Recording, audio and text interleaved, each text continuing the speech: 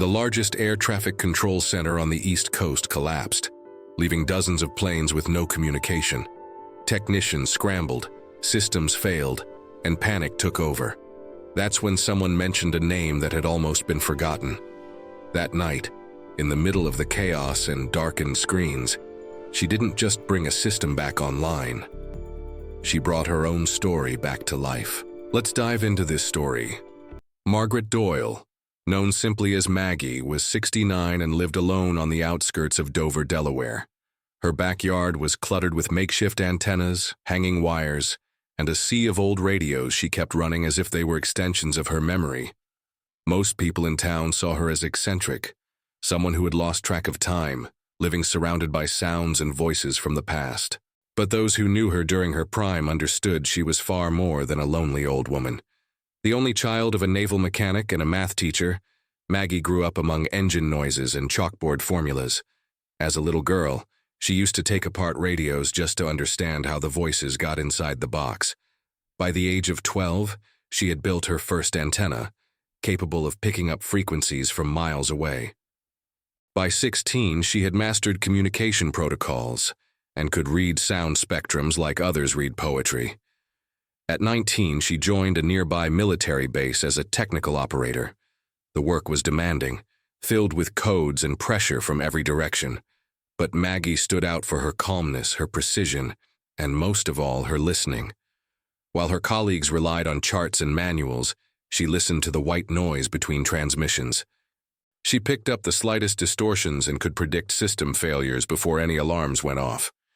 It was as if the sounds and her soul were connected. Over time, she rose through the ranks. She became the first woman to lead the overnight air traffic control shift at the local Air Force base. For decades, she guided military flights, coordinated emergencies, and on several occasions prevented disasters. But Maggie was never one for the spotlight. She turned down interviews, formal praise, and promotions that would pull her away from the control room. Everything changed in 1994. A radar failure during a nighttime training mission led to a jet collision. The pilot ejected safely and no one was hurt, but the jet was destroyed. Maggie had sent warnings days earlier, flagging instability in the backup system, a flaw that could compromise safety if pilots had to handle unexpected failures mid-flight. But her reports were ignored. When the crash happened, she became the weakest link in the chain. The investigation was rushed and political, and in the end, it pointed to monitoring negligence. Forced into early retirement, Maggie withdrew from everything. She sold her small apartment near the base and bought a modest property out in the country. She turned down consulting offers, ignored phone calls, vanished from the technical community. But she never gave up on her passion. She built her own listening station. She documented civilian transmission failures, reported instability to regional airports, often getting no response. At home, she kept meticulously organized folders filled with rare signals, unusual interference patterns, and hand-updated frequency maps. She helped neighbors fix radios and any sound equipment they brought her, a woman who, even off-duty, simply couldn't turn it off.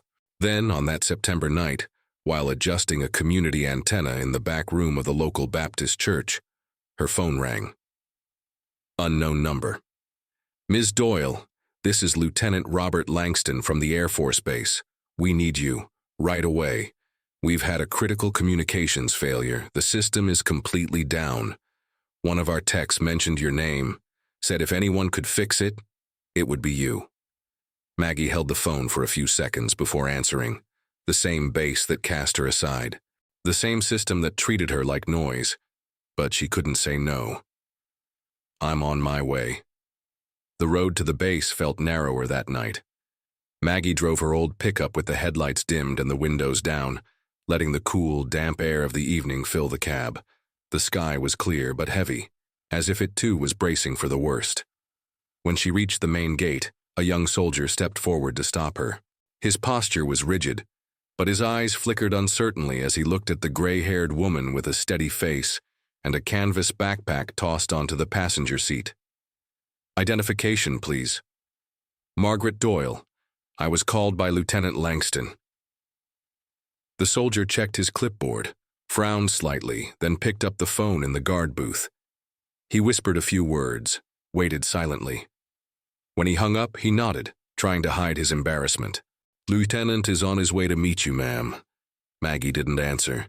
She just stepped out of the truck, slung the backpack over her shoulder, and waited. A few minutes later, Langston came walking briskly toward her. He was younger than she expected, probably early 30s, but the tension in his eyes was unmistakable. "Ms. Doyle, thank you for coming. Let me show you the control center." The failure started at 5:42 p.m. A sudden block on all radio channels, then the radars began showing ghost signals. Within minutes, we lost contact with the entire eastern airspace grid. Backups didn't kick in. Repeaters failed.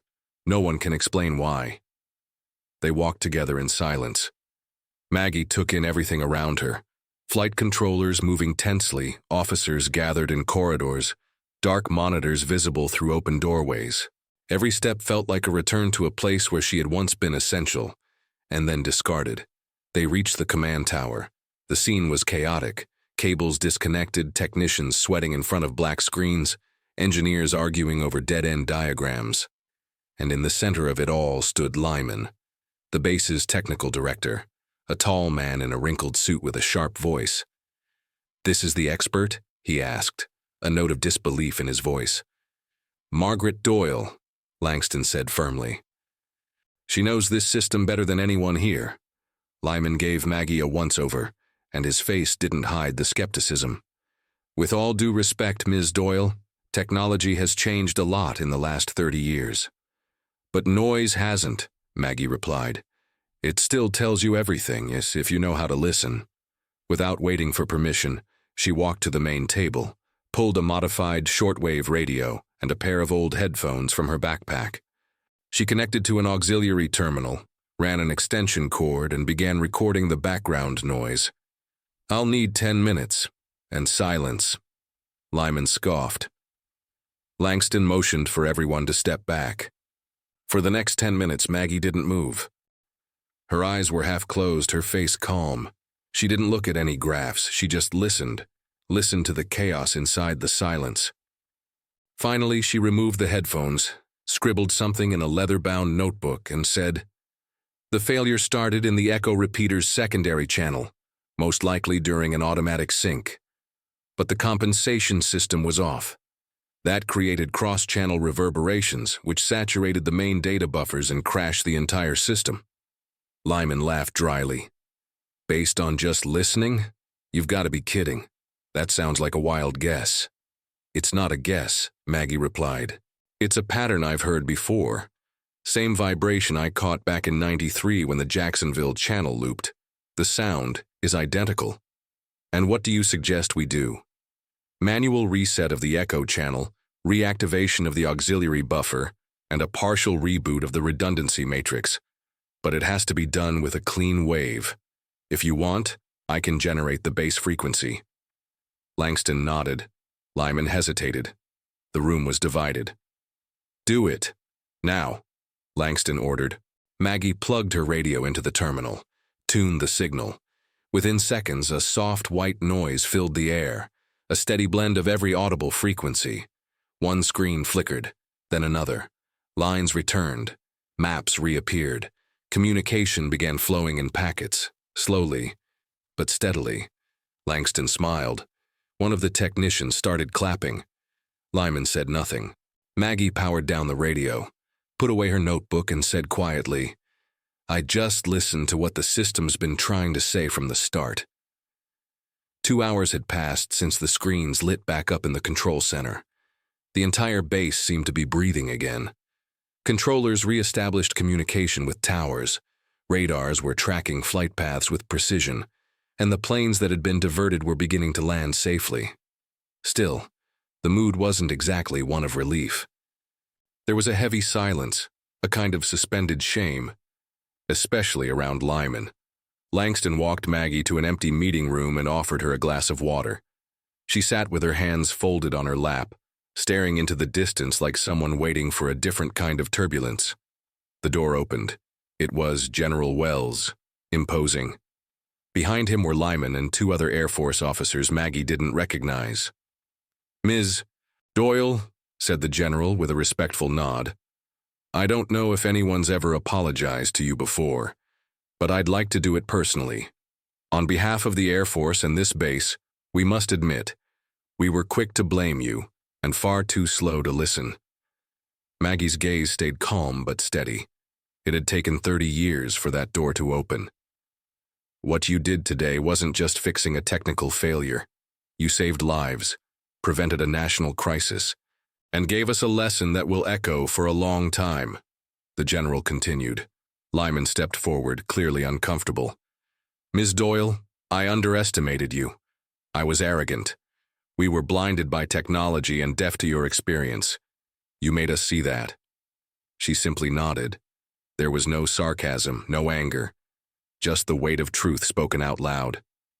The general opened a folder, pulled out a thick envelope and a small blue velvet box. "This is compensation for your service today. And this," he extended the box, "is something that was never delivered to you." Maggie opened the box. Inside was a medal of recognition for extraordinary service in military operations, her name engraved, with a date retroactive to the year of her forced retirement. It was the award she should have received in 1994. She stared at it for a long moment, then closed the box, slipped it into her pocket, and said softly, "Thank you, General. I've waited a long time for this." Langston stepped forward, breaking the silence with a lighter tone. "Would you consider coming back? Not to take on a full role," he added quickly, seeing her expression, "but to help train our next generation. We're overhauling the protocols, and no one knows the system like you do." Maggie hesitated. She looked out the window. The runway was lit. Planes were taxiing like nothing had ever happened. But she knew something had changed. Not in the base, in her. "I'm not sure I belong to that world anymore, Lieutenant, but I can try." She shook his hand, then turned to the general. "If you give me a room and strong coffee, we can talk." The general smiled, genuinely. "Consider it done." Langston walked Maggie toward the exit. They passed through corridors that, just hours earlier, had been filled with tension and overlapping voices. Now, most people walked slowly, still processing what had just happened. Some greeted her with a quiet nod. One or two even whispered thank you, as if ashamed of the collective forgetting that had lasted far too long. Outside, the sky was now covered with low clouds, and a light drizzle had begun to fall. The base parking lot was lit by tall floodlights, casting long shadows across the asphalt. Her old pickup truck sat right where she had left it, as if it had patiently waited for her return. Before getting in, she looked one last time at the control tower, now fully operational. Lights blinked in steady patterns, the same ones she had learned to interpret long before digital protocols. And up there, behind the glass, she knew many were still trying to understand how any of this had been possible. The next morning, the sun hadn't yet touched the edge of the porch roof when Maggie was already sitting with her coffee. Steam rose slowly from her enamel mug, as if it had all the time in the world. The old gray cat that used to sleep on the porch steps climbed into her lap and purred, stretching before settling in. Maggie gently stroked him, her eyes fixed on the makeshift antenna in the corner of the yard. Everything was in its place, and for the first time in a long while, that felt right. The sound of tires on the dirt road leading to the front gate broke the still rhythm of the morning.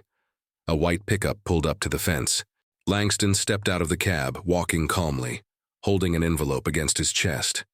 He smiled when he saw her sitting there. "Hope I'm not interrupting anything," he said, nodding toward the mug in her hands.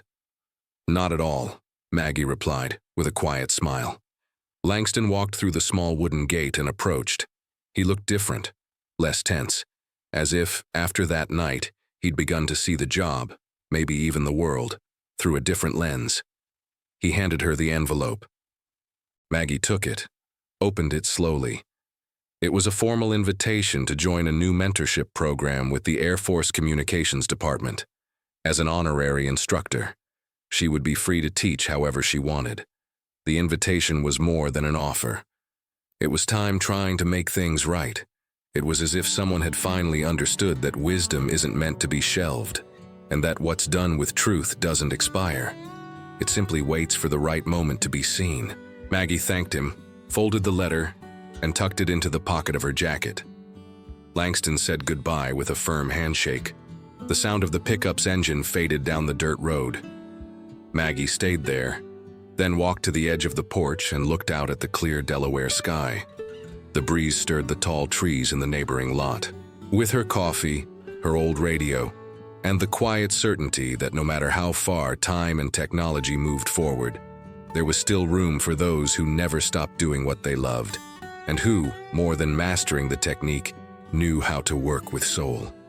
Because in the end, the soul has its own language, and Maggie Doyle was, and always would be, its finest interpreter. If you enjoyed this story, click the like button and subscribe to the channel so you don't miss the next.